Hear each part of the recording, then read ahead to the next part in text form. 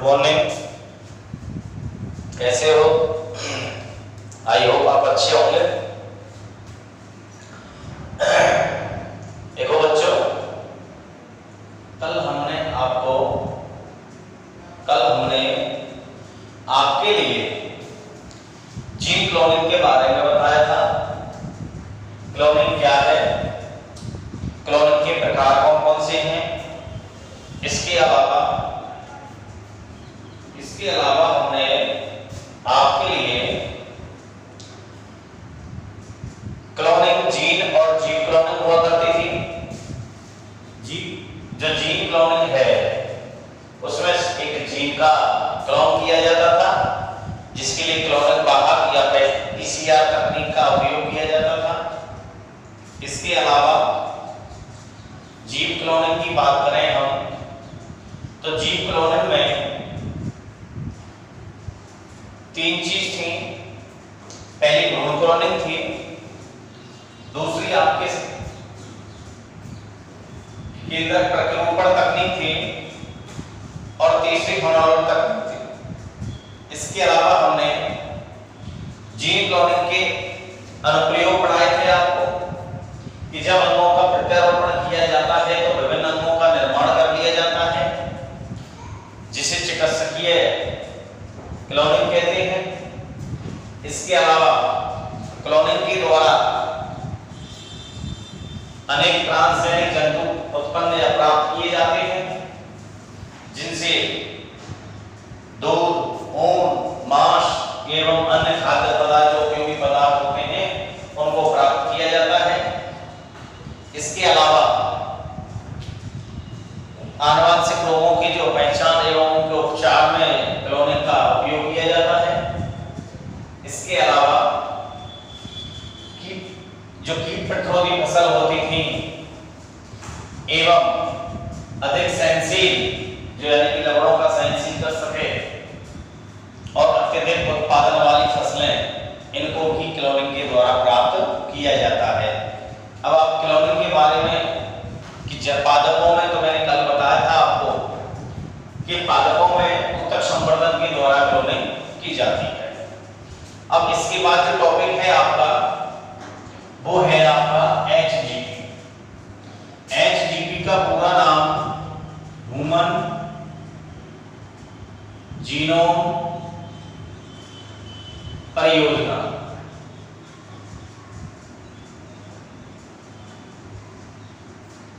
Human genome परियोजना। देखिए बेटा, मैंने कल भी इसके बारे में आपको थोड़ा सा बताया था कि एचजीपी क्या है। एचजीपी क्या है, देखिए, ऐसी परियोजना, कल इसको डेफिनेशन भी बताई थी मैंने आपको कि ऐसी परियोजना जिसका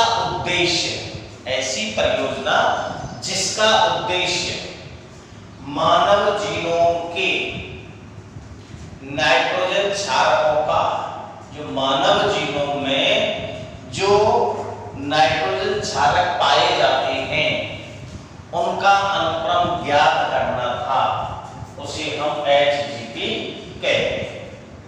ऐसी परियोजना जिसका उद्देश्य मानव के डीएनए में उपस्थित नाइट्रोजन क्षारकों के अनुक्रम को ज्ञात करना है, एचजीपी कहलाती है।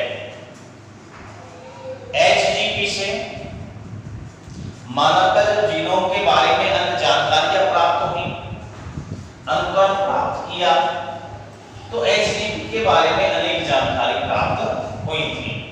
जिनमें पहली जानकारी थी आपको बेटा, मैंने कल भी बताया था कि यह परियोजना 1990 से प्रारंभ हुई और 2003 तक चली थी, अर्थात टोटल यह 13 वर्ष की परियोजना थी। कितने वर्ष की परियोजना थी? 13 वर्ष की। एचजीपी जो परियोजना है ये 1990 में स्टार्ट हुई और 2003 तक चली थी, अर्थात 13 वर्ष तक ये परियोजना चली थी। दूसरा पॉइंट की बात करें हम, तो इस परियोजना को सबसे पहले अमेरिका के ऊर्जा संस्थान एनर्जी इंस्टीट्यूट ऊर्जा संस्थान, अमेरिका के ऊर्जा संस्थान एवं राष्ट्रीय स्वास्थ्य संस्थान ने सहयोग किया था। यह परियोजना 1990 में स्टार्ट हुई, 2003 में खत्म हो गई। अर्थात ये 13 वर्ष तक चलने वाली क्या थी, परियोजना थी। इस परियोजना को सबसे पहले अमेरिका का एक एनर्जी इंस्टीट्यूट था और नेशनल हेल्थ संस्थान, इन्होंने इसका सहयोग किया था। तीसरी चीज थी बेटा, एचजीपी को यूके यूनाइटेड किंगडम के वेलकम बेस्ट ने सहयोग किया था, लेकिन बाद में एचजीपी को यूके के वेलकम बेस्ट ने सर्वप्रथम सहयोग किया, लेकिन बाद में जापान, जर्मन, फ्रांस, चीन आदि देशों ने भी खूब सहयोग किया। चौथे पॉइंट की ओर चले हम तो मानव के जीनोम में लगभग 3.3 × 10⁹ क्षारक यौगिक पाए जाते हैं। कितने पाए जाते हैं बेटा? 3.3 ×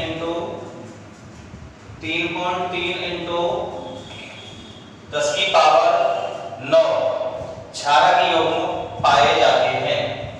3.3 × 10⁹ क्षारक यौगिक पाए जाते हैं। अब आगे जो जानकारी प्राप्त होगी, यदि एक क्षारक यौगिकों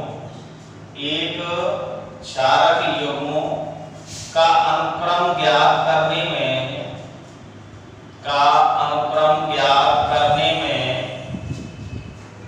लगभग $3 अमेरिकी डॉलर खर्च होने का अनुमान है।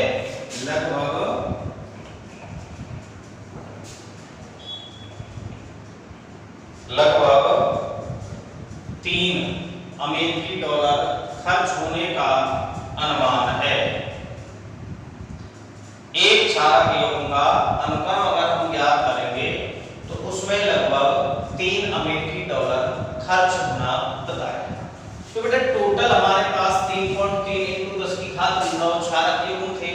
अगर एक में इतना खर्च हो रहा है तो मानव जीनोम में जितने भी नाइट्रोजन क्षारक थे उनमें लगभग 9 मिलियन अमेरिकी डॉलर खर्च करने का अनुमान था। इसके अलावा अब जो अनुक्रम ज्ञात किया हमने, जो खर्चा आ गया, इस अनुक्रम को भाई जो क्षारक यौगिक था उसका अनुक्रम हमारे पास आ गया। अगर इस अनुक्रम को 1000 पृष्ठ वाली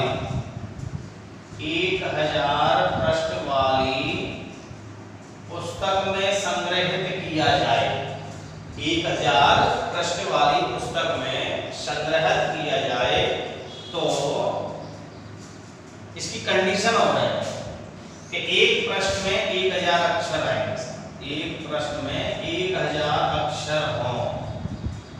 देखो बेटा, इन अनुक्रम को, ये जो अनुक्रम है, इन अनुक्रम को यदि 1008 पृष्ठ वाली पुस्तक में रखा जाए, संग्रहित किया जाए, जिसके एक पृष्ठ में 1000 अक्षर हो, जिसके एक पृष्ठ में 1000 अक्षर हो, तो टोटल क्षारक यौगिकों के अनुक्रम को संग्रहित करने के लिए लगभग 3300, कितनी बेटा?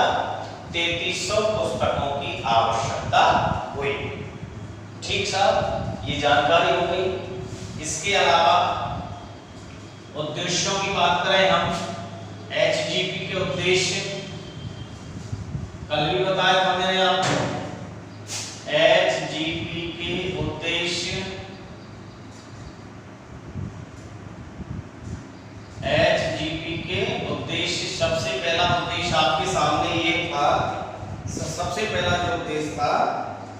ये था एचजीपी का सबसे पहला जो उद्देश्य था वो ये है कि मानव के डीएनए में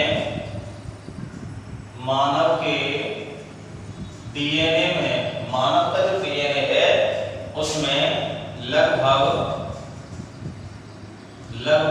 25 से 30 हजार जो छारा है उनके बारे में जानकारी प्राप्त करना। मानव के डीएनए में लगभग 25 से 30 हजार जीनों के बारे में जानकारी प्राप्त करना।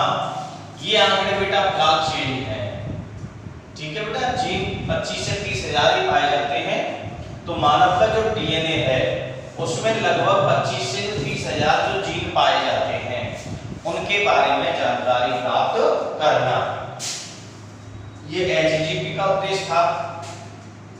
दूसरे की बात करें हम तो मानव के डीएनए में 3.3 × 10⁹ जो क्षारक युग्म थे उनका अनुक्रम ज्ञात करना, 25 से 30 हजार जीनों के बारे में जानकारी प्राप्त करना और 3.3 × 10⁹ क्षार युग्म के बारे में का अनुक्रम ज्ञात करना। तीसरा पॉइंट हो जाएगा बेटा कि जो अनुक्रम हम ज्ञात कर रहे हैं उनके आंकड़ों को, अनुक्रम का जो आंकड़ा है उन आंकड़ों को संग्रहित करना, प्राप्त जो आंकड़े होंगे उन आंकड़ों को संग्रहित करके सुरक्षित रखना,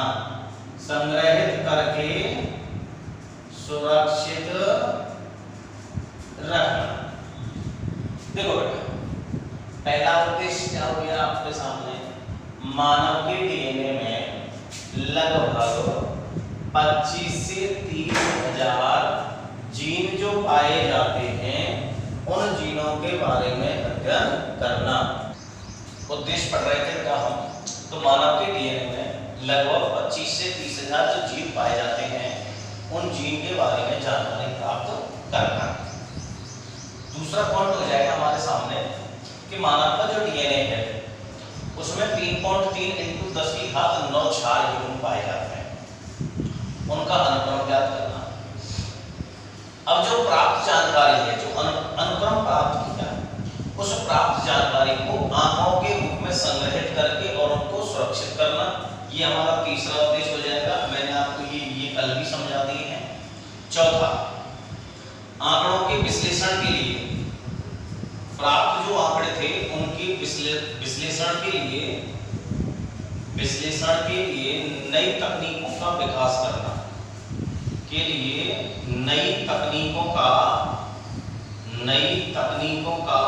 विकास करना, ये कल समझा दी, इसलिए मैं इनको फास्ट समझा रहा हूँ आपके लिए।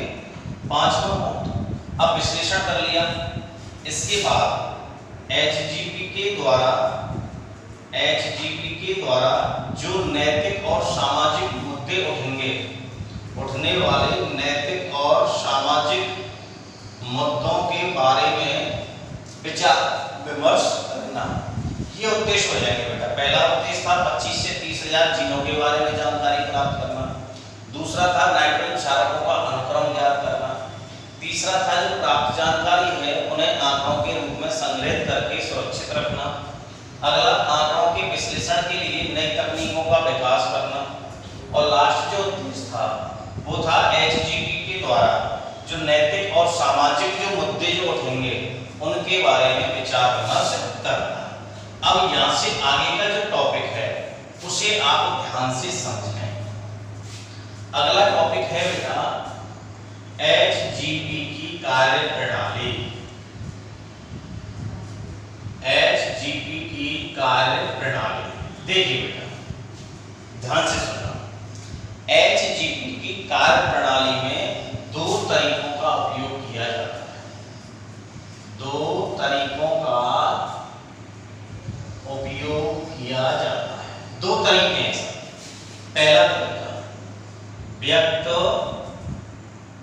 अनुक्रम घुंडी, व्यक्त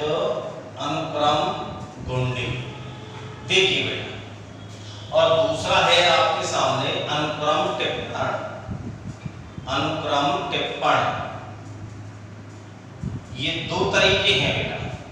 पहला तरीका है आपके सामने व्यक्त अनुक्रम ढूंढी, उन सभी जीनों को पहचानना, उन सभी जीनों को पहचानना जो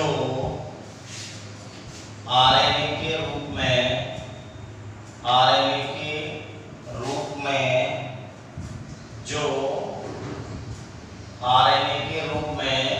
व्यक्त हैं। यानी कि सबसे पहला जो है वो है व्यक्त अनुक्रम ढूंढे, उन सभी जीनों को पहचानना जो आरएनए के रूप में व्यक्त होती हैं। तो ये पहला तरीका है। कार्य प्रणाली के दो तरीके हैं बेटा। पहला तरीका है आपके सामने व्यक्त अनुक्रम ढूंढे, उन सभी जीनों को पहचानना जो आरएनए के रूप में व्यक्त होती हैं। तो ये पहला तरीका है। दूसरा, जीनों में स्थित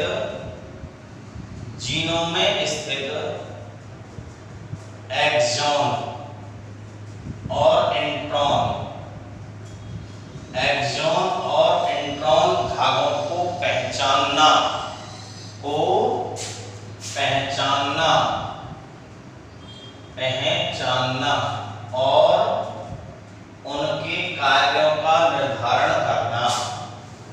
उनके कार्यों का निर्धारण करना, ये दो चीजें हैं। व्यक्त अनुक्रम ढूंढी और अनुक्रम टिप्पण। एचजीपी की जो कार्य प्रणाली है, उस कार्य प्रणाली में दो तरीकों का उपयोग किया जाता है। पहला जो अनुक्रम है, पहला जो तरीका है वो है बेटा, ध्यान से सुनो, व्यक्त अनुक्रम ढूंढी, उन सभी जीनों को पहचानना जो आरएनए के रूप में व्यक्त होती हैं। सबसे पहला तरीका ये है कि उन सभी जो मानव का जो डीएनए है, उस डीएनए में जो जीन पाए जा रहे हैं, कौन से, जो आरएनए के रूप में व्यक्त है। दूसरा है बेटा अनुक्रम टिप्पण, जीनों में स्थित एक्सॉन एवं इंट्रॉन भागों को पहचानना और उनके कार्यों का निर्धारण करना। एक्सॉन का मतलब होता है बेटा कोडिंग भाग, और दूसरा होता है नॉन कोडिंग भाग। देखो, जब आरएनए का निर्माण होता है तो उस आरएनए में एचएनआरएनए बनता है। कौन सा बनता है? एचएनआरएनए, अर्थात विषमांगी आरएनए। अब विषमांगी आरएनए में से नॉन कोडिंग भाग को हटाकर कोडिंग भाग जब जोड़ दिया जाता है तो हमें आरएनए प्राप्त हो जाता है। ठीक इसे हम स्लीपिंग कहते हैं। अब जीनों में स्थित एक्सॉन और इंट्रॉन यानी कोडिंग और नॉन कोडिंग जो भाग पाए जाते हैं, उनकी पहचान करना एवं उनके कार्यों का निर्धारण करना। तो इन दो तरीकों से हम एचजीपी की कार्य प्रणाली को कर सकते हैं। अब अगला टॉपिक है बेटा एचजीपी की क्रियाविधि। ये और भी अच्छा टॉपिक है, ध्यान से समझना इसको। देखिए बेटा, एचजीपी की क्रियाविधि,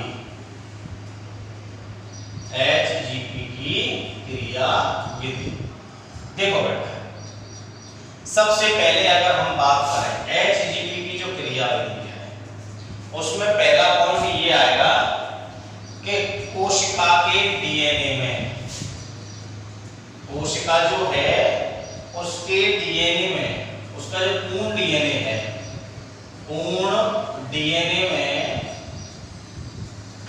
नाइट्रोजन क्षारकों का अनुक्रम प्राप्त करने के लिए, नाइट्रोजन क्षारकों का अनुक्रम प्राप्त करने के लिए सबसे पहले उस डीएनए को सबसे पहले डीएनए को कोशिका से अलग किया जाता है, कोशिका से अलग किया जाता है। सबसे पहला पॉइंट कि कोशिका का जो पूर्ण डीएनए है उस डीएनए में जितने भी नाइट्रोजन क्षारक हैं उन नाइट्रोजन क्षारकों का अगर अनुक्रम ज्ञात करना है तो सबसे पहले उस डीएनए को कोशिका से अलग किया जाता है। अब डीएनए जब अलग कर लिया, अब वांछित डीएनए आ गया हमारे पास। इसके बाद इस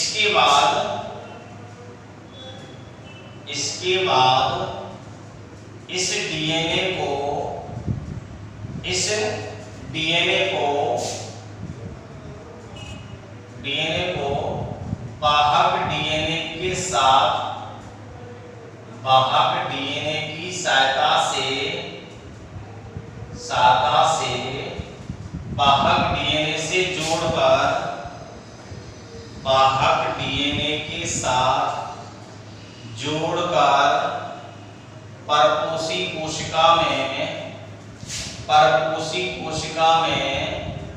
प्रवेश कराते हैं, परपोषी कोशिका में प्रवेश कराते हैं। बेटा सबसे पहला पॉइंट जो इसकी क्रियाविधि का है वो ये है कि कोई भी ह्यूमन बॉडी है जिसके मानव के जीनोम का जो नाइट्रोजन क्षारकों का जो हमें अनुक्रम प्राप्त करना है तो उसकी सेल से पहले उस डीएनए को अलग किया जाता है। सबसे पहले जब हम डीएनए को अलग कर लेंगे तो अब इस डीएनए को वाहक डीएनए की सहायता से और वाहक डीएनए के साथ जोड़कर परपोषी कोशिका में प्रवेश कराते हैं। यहाँ परपोषी जो कोशिका है, परपोषी कोशिका के रूप में बैक्टीरिया सेल, जीवाणु सेल या यीस्ट सेल का उपयोग किया जाता है, यीस्ट सेल का उपयोग किया जाता है। ठीक है बेटा। अब परपोषी कोशिका में जो प्रवेश कराएंगे हम तो परपोषी कोशिका के रूप में या तो कोई जीवाणु की सेल होगी या कोई यीस्ट की सेल होती है। अब वहां पर आता बेटा वाहक डीएनए, तो तीसरा पॉइंट हो जाएगा वाहक डीएनए के रूप में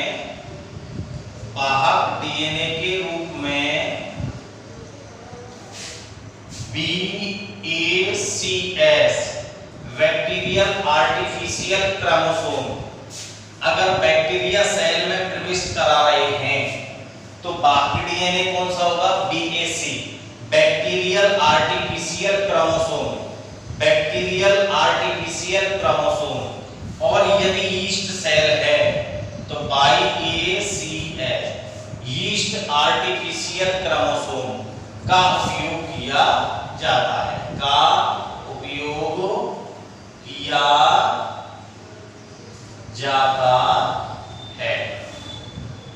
देखो बेटा पहले जो कोशिका है उसके पूर्ण डीएनए में जितने भी नाइट्रोजन क्षारक हैं अगर उनका अनुक्रम ज्ञात करना है तो पहले उस डीएनए को कोशिका से अलग किया जाता है। अलग करने के बाद उसी डीएनए को, जो डीएनए हमने अलग किया है, उस डीएनए को वाहक डीएनए की सहायता से वाहक डीएनए के साथ जोड़कर परपोषी कोशिका में प्रवेश कराया जाता है। अब परपोषी कोशिका के रूप में या तो बैक्टीरिया कोशिका का उपयोग किया जाएगा या यीस्ट सेल्स का उपयोग किया जाता है। अब अगली चीज यहां ये आई कि वाहक डीएनए के साथ जोड़कर। अब वाहक डीएनए अगर हम परपोषी कोशिका बैक्टीरिया सेल ले रहे हैं तो वाहक डीएनए हम बैक्टीरियल आर्टिफिशियल क्रोमोसोम का उपयोग करेंगे। और यदि परपोषी कोशिका के रूप में यीस्ट सेल का उपयोग करते हैं, तो वाहक डीएनए के रूप में हम यीस्ट आर्टिफिशियल क्रोमोसोम का उपयोग करते हैं। चौथा पॉइंट, जो चौथा पॉइंट होगा वो आपका ये हो जाएगा कि फ्रेडरिक एक वैज्ञानिक था, फ्रेडरिक सेंगर। इसने एक विधि विकसित की थी, विकसित विधि, और विधि का नाम था साहब स्वतः डीएनए अनुक्रम। ये विधि थी फ्रेडरिक सेंगर द्वारा एक विकसित विधि थी स्वतः डीएनए अनुक्रम। इस विधि के द्वारा हम नाइट्रोजन क्षारकों का अनुक्रम याद कर लेते हैं। फ्रेडरिक सेंगर द्वारा विकसित विधि थी स्वतः डीएनए अनुक्रम। इसके द्वारा हम नाइट्रोजन क्षारक का अनुक्रम याद कर लेते हैं। अगला जो पॉइंट आएगा वो ये आएगा बेटा कि इन अनुक्रमों को एक दूसरे में अति व्यापन के आधार पर व्यवस्थित किया जाता है। इन अनुक्रमों को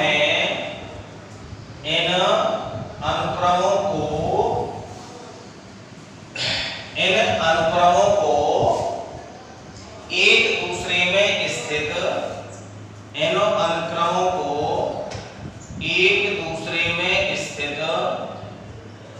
अति व्यापन के आधार पर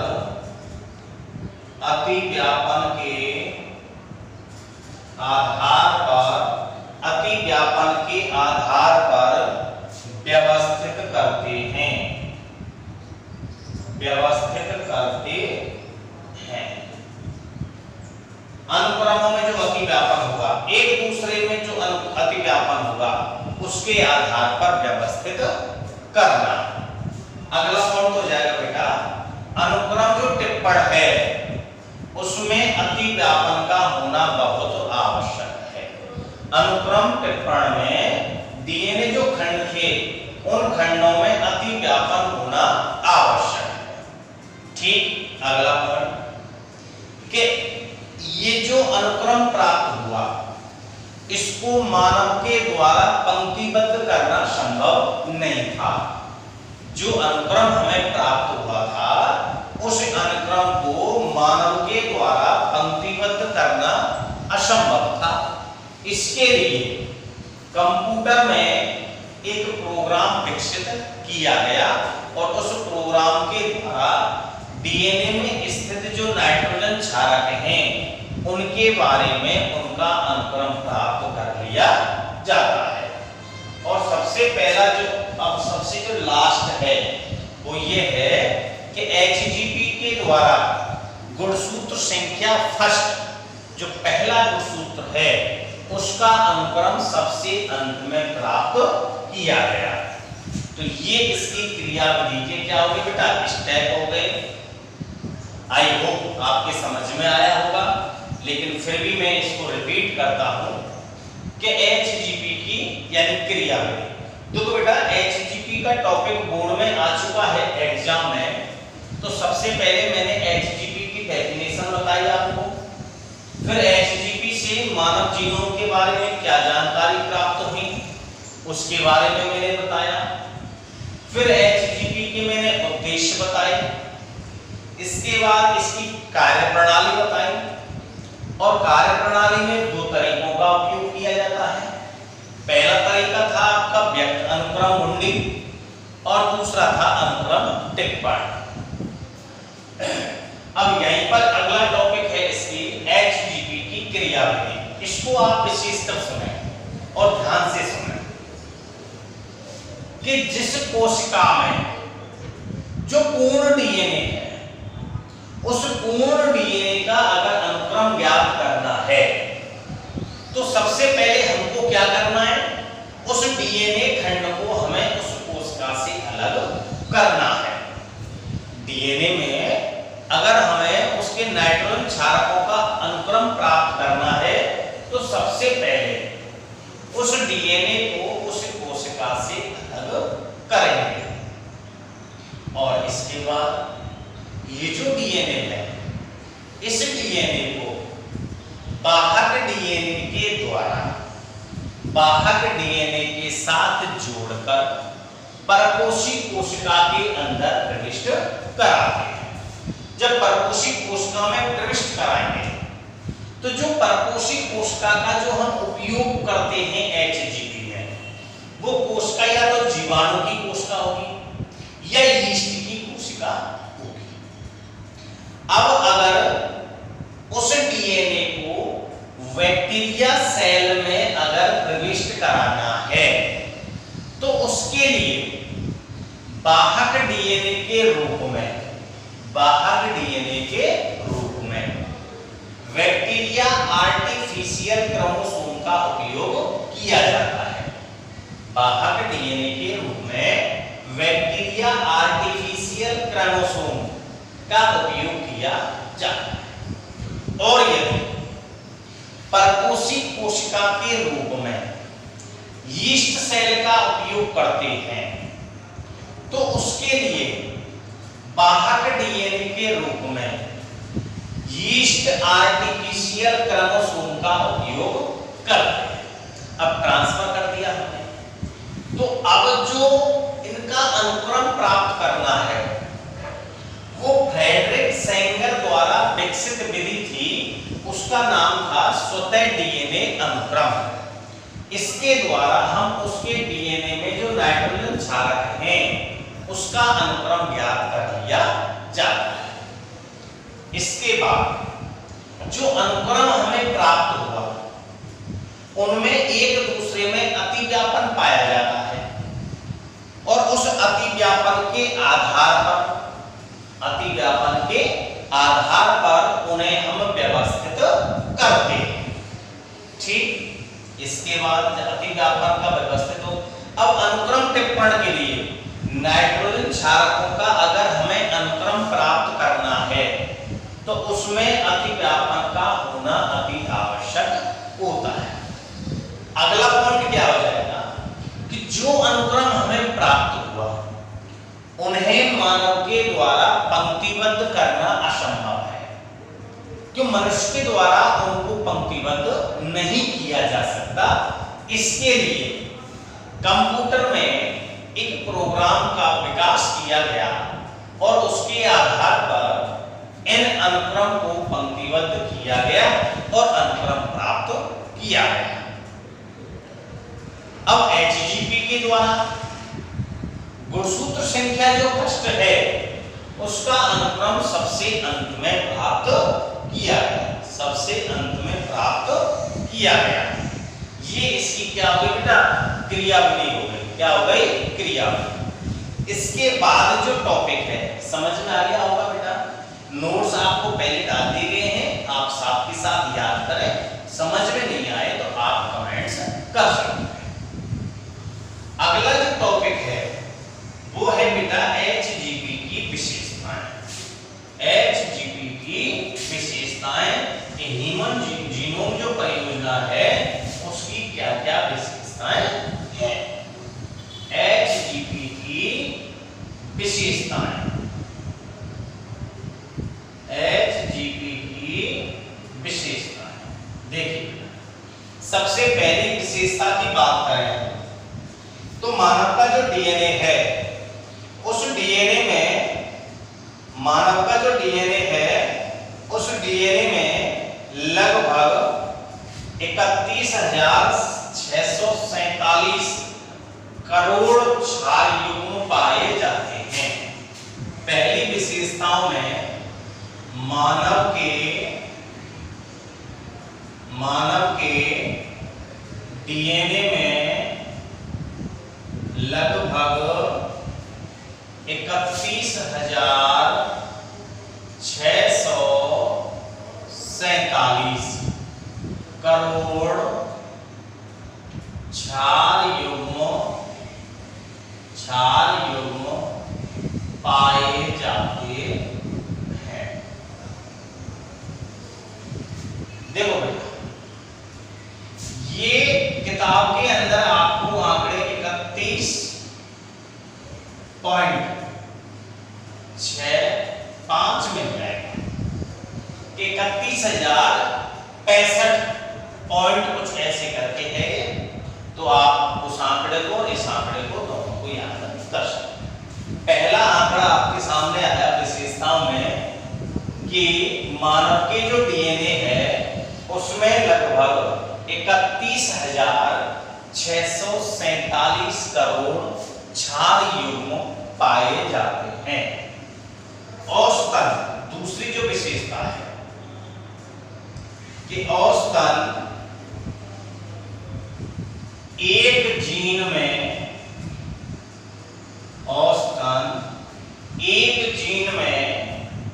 3,000 क्षार पाए जाते हैं। 3,000 क्षार पाए जाते हैं। तीसरी चीज क्या आएगी बेटा आपके सामने कि जो मनुष्य में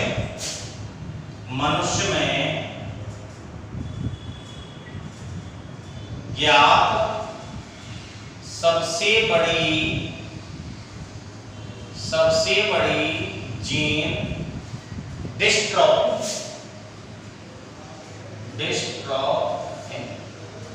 डिस्ट्रोफिन ये जीन थी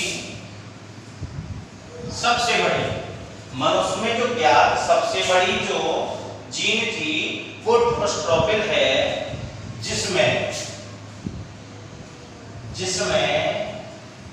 लगभग 2.4 करोड़ क्षार पाए जाते हैं।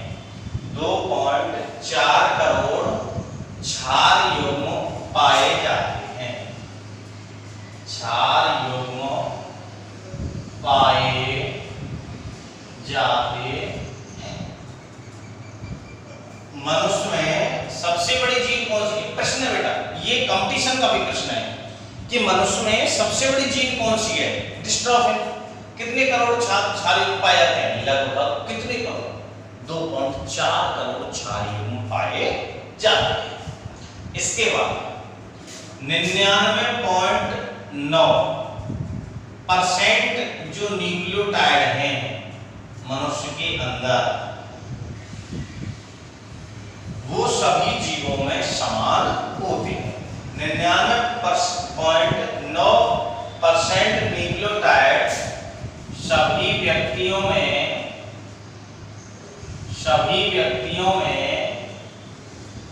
एक समान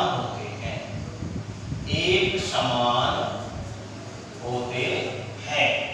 अगला पॉइंट आ जाएगा बेटा, लगभग 2% से कम, लगभग 2% से भी कम जीनों प्रोटीन का अनुलेखन करते हैं।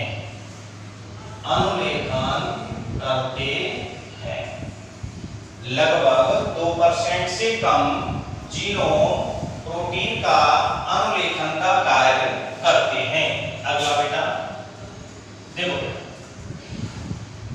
एचजीपी से पहले कुछ जो वैज्ञानिक थे, विद्वान थे, उन्होंने अनुमान लगाया था कि मानव का जो जीनोम है उसमें लगभग 80,000 से 1,00,000 जीन पाए जाते हैं। 80,000 से 1,00,000 तक जीन पाए जाते हैं।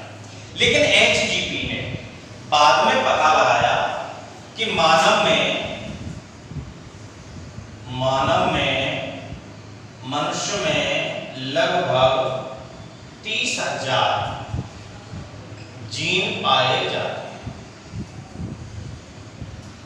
कितने पाए जाते हैं बेटा? 30,000। जो पूर्व अनुमान था, पूर्व अनुमान से, यानी कि 80,000 से 1,00,000, 1,00,000 से काफी कम है, काफी कम।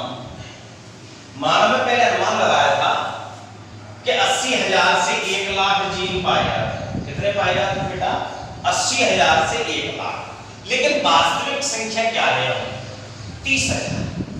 तो इससे काफी कम है। अगला 50% से अधिक जो जीन हैं उनके बारे में जानकारी प्राप्त है। 50% से अधिक जीनों के बारे में जानकारी प्राप्त है।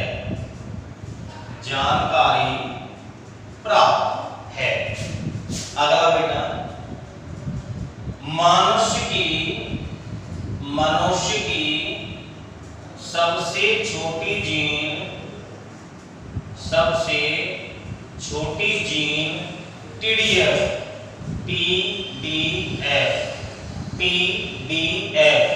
टेस्टीज यानी कि प्रश्नों के अंदर पाई जाएगी। टेस्टीज डिटरमाइनिंग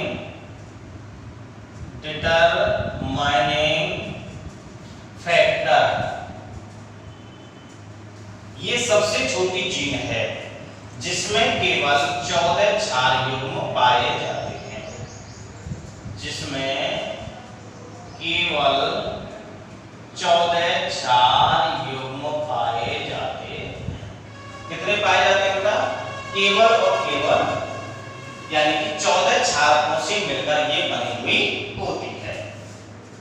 गुणसूत्र संख्या जो फर्स्ट है, गुणसूत्र फर्स्ट में सबसे ज्यादा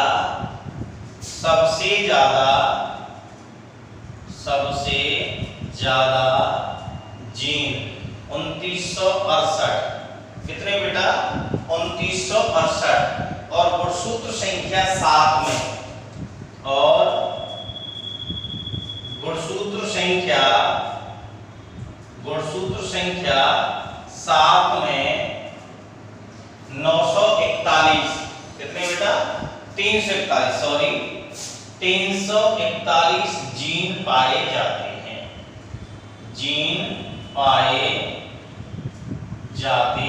हैं। और आखिर का जो पॉइंट हो जाएगा वो ये है बेटा कि वैज्ञानिकों ने मनुष्य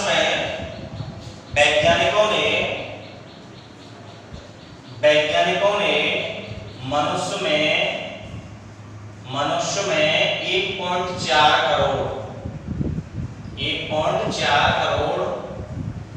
एकल क्षारकों का अनुमान लगाया। एकल क्षारों का पता लगाया। तो बेटा ये HGP की विशेषताएं हो गई आपके सामने। पहली विशेषता हो गई आपकी कि मानव के डीएनए में, मानव का जो डीएनए है उस डीएनए में लगभग, देखो ध्यान से सुनो आप, विशेषताएं पूछ ली जाती हैं। और इसमें से कंपटीशन की अगर हम बात करें तो कंपटीशन में ऑलरेडी से प्रश्न पूछे जाते हैं। देखो बेटा सबसे पहला कि मानव का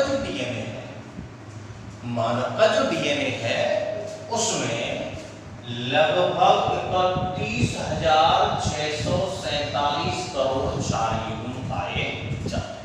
कितने पाए जाते हैं बेटा? 31,647। औसतन एक जीन में, ध्यान से सुनो बेटा, औसतन एक जीन में 3,000 क्षार पाए जाएंगे। कितने पाए जाएंगे? 3,000 क्षार एक जीन में। कितने? 3,000 क्षार। मनुष्य में जो ज्ञात, जिसके बारे में जानकारी प्राप्त करें, वो सबसे बड़ी जीन कौन सी है? डिस्ट्रोफिन। ध्यान रखना, मनुष्य में ज्ञात सबसे बड़ी जो जीन है वो है डिस्ट्रोफिन। क्यों? क्योंकि इसमें 2.4 लगभग 2.5 करोड़ क्षार युग्म पाए जाते हैं। कितने पाए जाते हैं? 2.5 करोड़। 99.9%, 100% से थोड़ा सा, 99.9% जो न्यूक्लियोटाइड हैं वो सभी व्यक्तियों में एक समान होते हैं। लगभग 2% से कम जो जीनोम है वो प्रोटीन का अनुलेखन का कार्य करते हैं। अगला कि मानव में लगभग 30,000 जीन पाए जाते हैं, लेकिन पहले वैज्ञानिकों ने ये अनुमान लगाया था कि 80,000 से 1,00,000 जीन पाए जाते हैं, तो उनसे बहुत कम जीन प्राप्त हुए। वो किससे थे? 30,000। 50% से अधिक जीनों के बारे में जानकारी है, और मनुष्य की जो सबसे छोटी जीन है, ये महत्वपूर्ण है, एक तो ये वाला और एक सबसे बड़ी। सबसे छोटी जो जीन है वो है TDF। टी मतलब टेस्टी, यानी कि वृषण में पाई जाएगी, वृषण सेल्स के अंदर। तो टेस्टीज डिटरमाइनिंग फैक्टर, ये इसकी फुल फॉर्म हो गई, जिसमें केवल ये जो जीन है केवल 14 क्षारों से मिलकर बनी होती है। अगली जानकारी क्या प्राप्त हुई? गुणसूत्र फर्स्ट में सबसे ज्यादा जीन 2968 थे, और साथ में 341 जीन पाए जाते हैं। और लास्ट जो पॉइंट है वो है कि वैज्ञानिकों ने मनुष्य में लगभग 1.5 करोड़ 1.4 करोड़ एकल क्षारकों का पता लगाया था। अब इसके बाद जो टॉपिक है आपका वो डीएनए फिंगरप्रिंटिंग है, जो कि अगली क्लास में होगा। इसके अलावा एक टॉपिक इस जो चैप्टर में है वो है आनुवंशिक कूट। आनुवंशिक कूट मैंने 11th क्लास में करा दिया है पूरा का पूरा, वो हुआ आपके सीनियर क्लास में है, तो आप वहां याद कर सकते हैं या वहां से यहां उतार सकते हैं।